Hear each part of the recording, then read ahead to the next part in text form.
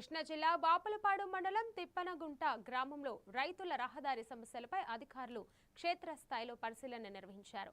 పీజీఆర్ఎస్లో రైతులు చేసిన ఫిర్యాదు మేరకు ఇంజనీరింగ్ అధికారులు రహదారిని పరిశీలించి నిధుల అంశాన్ని పరిశీలించి సమస్యను త్వరితగతిన పరిష్కరిస్తామని హామీ ఇచ్చారు. ఈ రహదారి పూర్తయితే సుమారు 300 ఎకరాల ఆయకట్టు రైతులతో పాటు గ్రామంలోని ప్రభుత్వ కార్యాలయాలకు రాకపోకలు సులభతరమవుతాయని రైతులు తెలిపారు.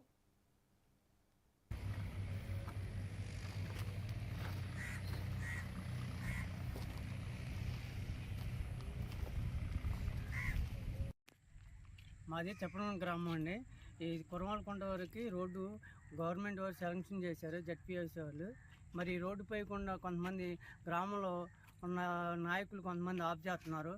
ఈ రోడ్డు వలన రైతులకి ఎంతో ఉపయోగకరం. దీని కింద 300 ఎకరానికి కడుతున్నారు.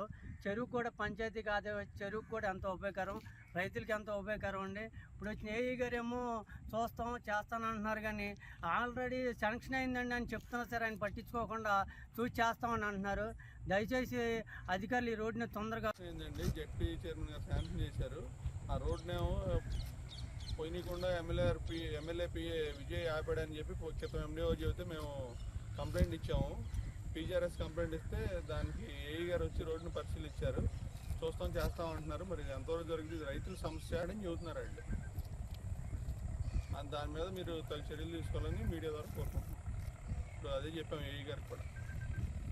ఆ విజయ్ అని ఉన్నాడు, మొత్తం అతనే చేస్తున్నాడు. ఇది మొత్తం అతనికి ఏంటంటే ఒక 20,000 ఇస్తే ఎంపీ శాంక్షన్ ఆర్డర్ ఇస్తాడు. అది జరిగేది.